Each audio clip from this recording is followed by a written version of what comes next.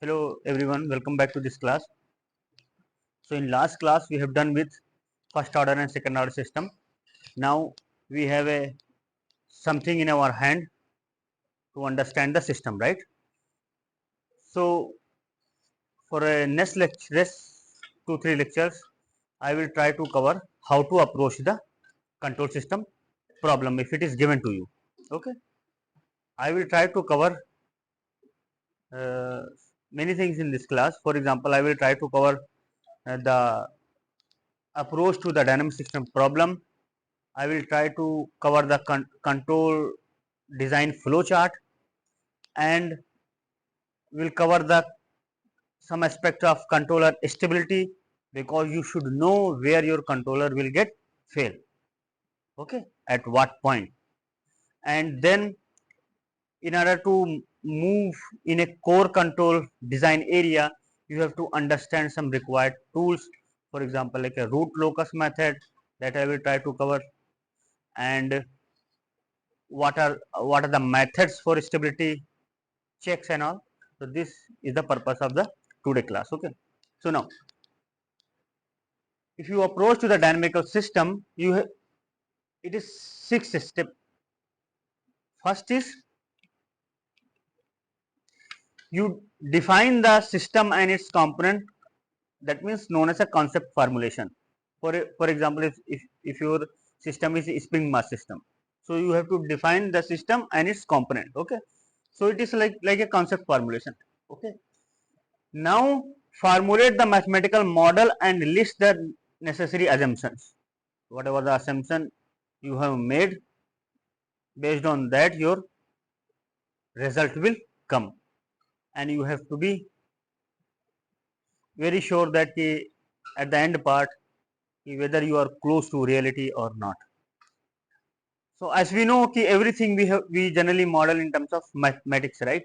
So you have to model in terms of differential equation, because things are changing with the time. That is why it is called dynamics, right? So that means you will write the differential equation, whether it is first order, second order, third order. Okay. Now when you do this, then finally solve those equations, and examine them, how you are getting the response, and what your assumption you have made is making sense or not. If it is not, then in a last step you have to redesign the same. You all the 6 steps has you have covered in the last classes, right? For example, spring mass system, and then you have formulated also, and then you have written the differential equation also, and you have solved them also. Okay, but we have not. You can examine the regress. For example, like giving the different type of input, you will examine the output. Okay, and if it is not meeting your criteria, you have to redesign. But up to this, there is no controls has been involved, right? Only we are talking about the system, dynamical system. Now the control design flow chart can be like this. For example, stabilize the control code, what you want to control. Okay, so control code is you have to first stabilize, and then you have to identify which variable you want to control. Okay, so let's say you have stabilized the control goals. I want to control my aircraft. Okay, so in aircraft, which variable you want to control, whether it is aircraft pitch, aircraft roll, or both roll and pitch, or heading angle, whatever you want to control, you should first, or altitude, you have to first identify. Okay, and you same time you have to write the specification for the variable. Okay, and stabilize the system configuration and identify the actuators, because ultimately what you will achieve using the actuator only, right? Because I said to you, whatever the math you will use in order to design the control system, it's like a one box, right? Math box. All the computation will be keeps going on there. Finally you will send the signal to the actuator in order to move. For example, I'd say this is a actuator, right? Elevator, right? So you have to identify if my actuator is correct or not. For example, you cannot put light actuator here, so heavy actuator, right? So you have to identify the uh, actuator also. Okay, obtain a model of a process the actuator and the sensor, all the things. Because from where you will get the feedback? Sensor only, right? So actuator, sensor, you have to find out, right? And then describe the controller and select the key parameters to be adjusted, because later I will tell you so many parameters involved in control design criteria, but which parameter affects the more, you have to pick that one, okay, in order to adjust the controller performance and to get the desired control performance, okay. Because if, let's say if you have a 10 parameter, why should I vary all the 10? If I know that if these things I want, then tuning this parameter we can achieve this. So only I will tune one two parameter, right? I will not go all the 10 with all the 10, right? Okay. And finally, in all the design process, last you can see is the optimization, okay. For example, like I want to optimize my control effort, so you can optimize, okay. And if the process is not meeting, you have to go back from this. Already you have stabilized this thing. Control goal you have stabilized, and you have identified the variable specification you have written. So in this part something is wrong, then you have to redesign. If you are not getting things, that means something is wrong in this core process. Okay. That is the control design flowchart. Even if you design the controller, but you should know at what point your controller will fail. For example, your aircraft is perfectly flying, but if you give wrong computation, then wrong actuator deflection will be there, and aircraft can go in a worse situation. So that means you should avoid those uh, conditions. So you should know stability of the controller, at what point your controller will fail. So you can see this is a stable case, this is a neutrally stable case, and this is an unstable case, okay. So ultimately the final aim is you should know even though if you have designed the controller, but you should know where it will get fail, so that you should never go that condition. Generally I have given you the idea of open loop and closed loop, right? In closed loop, if you have an unstable system, that is meaningless, right? See, quad rotor for example, or if you take a stick in an open loop, it is unstable, right? But you can control, right? So if you talk about the closed loop unstable, that means meaningless, right? There is no point of talking about the closed loop is unstable. So in open loop the system can be stable or unstable, but in closed loop system should have a stability, okay. Now how will you achieve this controller stability? That means something you have to do, right? Something you have to write equations, mathematically you have to do something, you will do, right, in order to get the controller stability, okay. Now there is a checks to how to uh, say your controller is stable or not, and how will you achieve this? There is a method, right? For example, root locus method. So using root locus method, you can actually comment on that, at what gain your controller will fail, or at what is the safe gain and all. So based on the root locus only, you can be able to find out the correct gain according to the desired performance, okay. So first I will talk about Routh's stability criteria.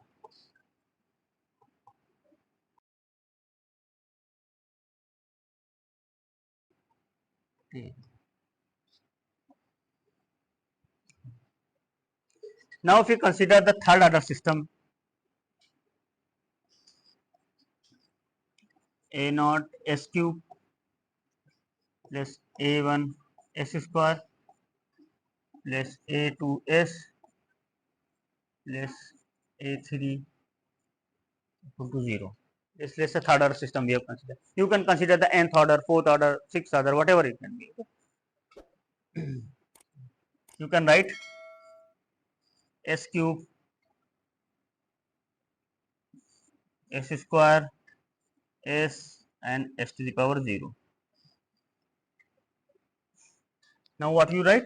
You write here A naught and then A2, and then here you will write A1 and then A3, A naught, A2, A1, A3. Okay. So how will you find out this one? Let's say if this is a x, so x you can find out using this A1, A2 minus A naught, A3 divided by A1.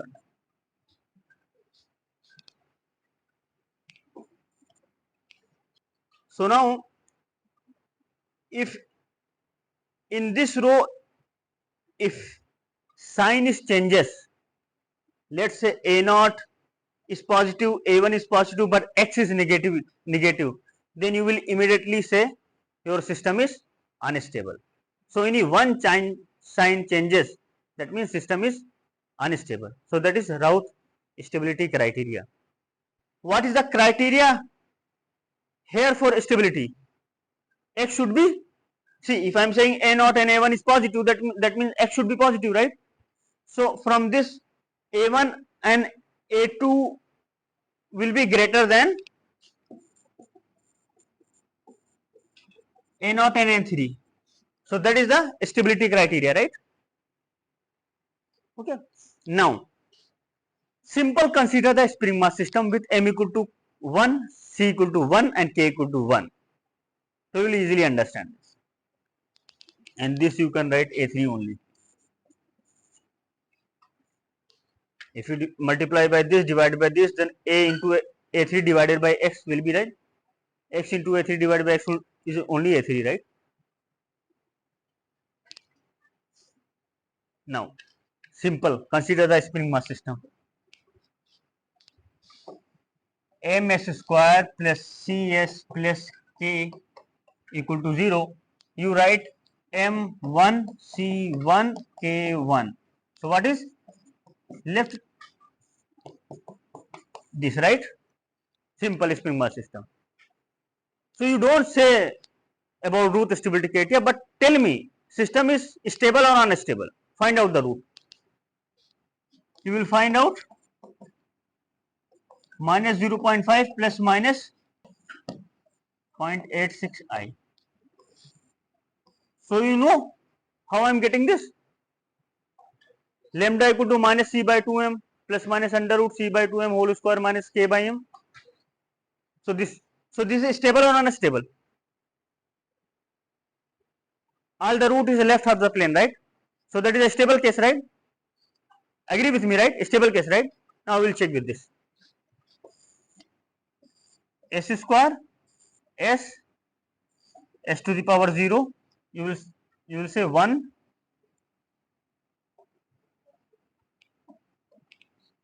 1 1 1 0. So that means 1, right? So all the coefficient 1 only, right? No sign change, right? So that means stable. From this also you can comment, but for a second order system you can easily comment, right? But the order is higher, then you cannot comment. So you have to adopt Routh stability criteria. And now if you put C equal to minus negative damping, if you put C equal to negative damping, here you will write minus 1, right? So sign changes, right? So unstable. If you put negative damping, here you will get also unstable root and here also unstable root. So Routh stability criteria tells you that stability, right, stable or unstable. For example, up to what extent it is stable and what condition it will get into a unstable region. So that we can actually comment by root locus. Then the question comes, what is root locus? Now I'll tell you. Root locus, okay? Root locus. Now,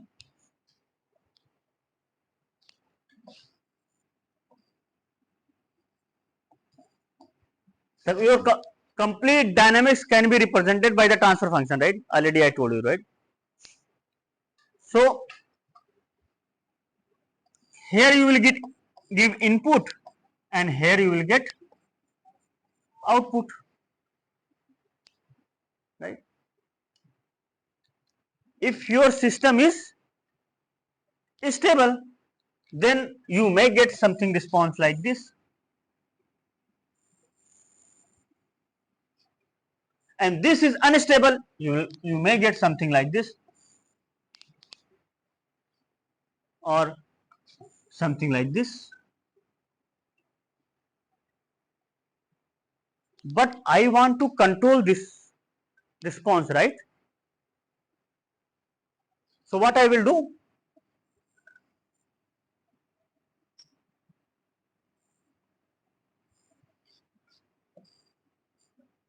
what I want, I will insert here, and then I will take the feedback, and then I will compare. So this is error.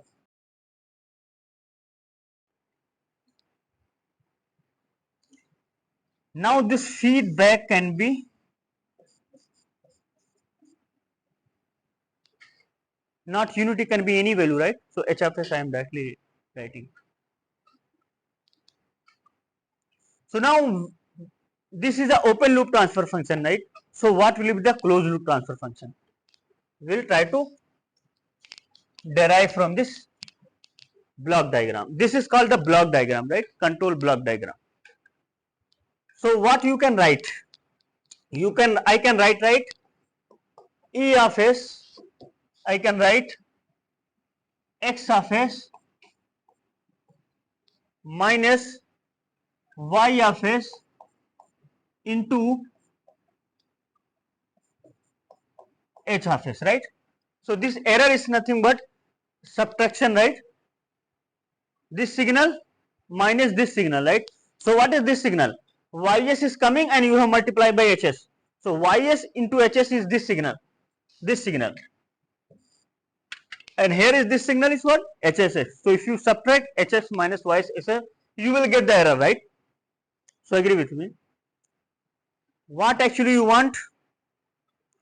You want the closed loop transfer function, right? Open loop transfer function is like this. We want to find the closed loop transfer function. So what you can write? You can divide by ys. You divide by ys in this equation. So you can write E of s y of s equal to x of s y of s minus h of s. Agree, right? What is es of by ys? What is the transfer function? Output by input, right? So input by output will be 1 by gs. So you can write here 1 upon g of s equal to x of s y of s minus h of s. Y of s by e of s is gs, right? So what is es by ys? 1 upon gs. I will move forward, okay? So 1 upon g of s, what is x of s by y of s, x of s y of s x of s. So now you bring this side, you can write 1 upon g of s x of s x of s. What you want finally? Input and output relation, right? So what is input? Input is x of s, input is x of s and output is y of s, right?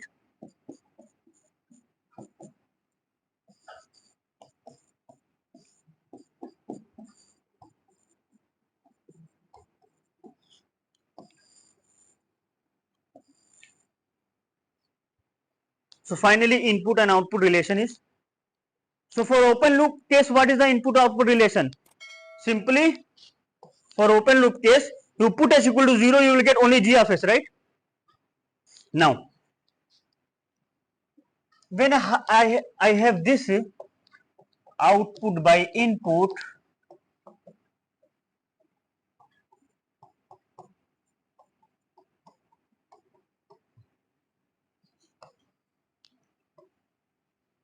if this value is 0, then this output will go to infinite, and this value is 0, then output will go 0, right? So when the output is 0, then you may say you are actually at what frequency? For example, you can write transfer function, any transfer function you can write s plus a1 s plus a2, or you can write s plus z1 s plus z2 plus dot dot dot and s plus p1 s plus p2 plus dot dot dot. Okay, so in denominator it is pole and numerator zeros. So transfer function is a, you can build with poles and zeros, right? So zeros will be at a numerator and poles will be at a denominator. So what so far we have done with only poles, right? Not zeros, right? For example, 1 upon ms square plus cs plus k. You have deal with only poles, right? Not zeros, right? But transfer function, general transfer function contains both poles and zeros. So poles, if you put s equal to minus z1, your output will be 0. Right? Say for example, let's say this is the transfer function. If you put s equal to minus z1, so if you operate that frequency, then transfer function will be 0. And if you put s equal to minus p1, your output will be infinite. Okay. So you should not operate at that frequency, otherwise your output will be infinite. And if you operate this frequency 0s 1, then your aircraft will not respond. For example, if you operate elevator with that frequency, your aircraft will not respond at all. So you have to have a, you have to build the essence of poles and zeros also.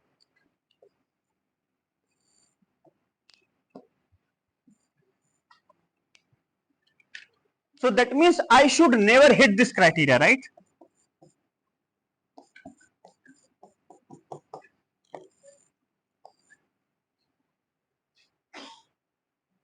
I should never hit this criteria, right?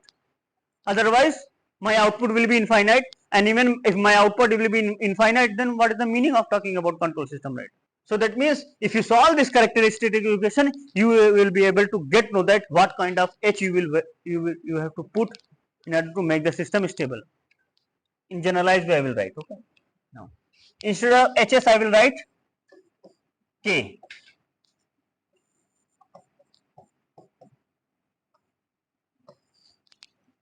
This I can write, this only 1 upon hs into ds equal to 0 only, right? Now what is transfer function? This zeros by poles, right? So you can write p plus zk, right, equal to 0. When there is a when I have written p, then that means this can be s plus p1 into s plus p2 into s plus p3, right? It is not, p is not any number.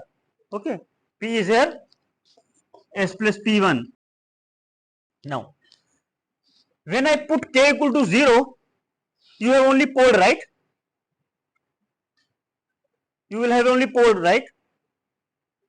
And when I will put k equal to infinity, you will have only zeros, right? So that means something is there, the relation when you move from 0 to infinity, k value 0 to infinity. For example, like let's say you have a transfer function s plus 1 divided by s plus 2. This transfer function you have, zeros is minus 1 and pole is minus 2, right? So can you plot this on a complex plane by cross mark? Okay, so I will write and then I will write here with different color, right?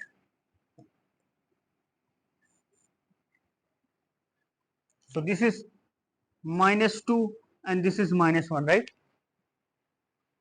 No doubt, right? So now when you put k equal to 0, you will reach to this part, right? -2, right? If you k goes to infinity, then your root will move towards zeros, right? So I mean to say, when the gain equal to 0, that means you are dealing with open loop transfer function. Simply no gain, right? So gs divided by 1 plus gs of hs of f, only g of s, right? So that means you are at this point.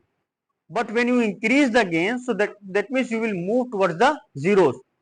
So when gain is 0, you are at open loop poles, and when your gain is infinite, you are moving from open loop poles to open loop zeros. So that is a fundamental. So we'll talk more about the root locus in the next class, right? Thank you so much.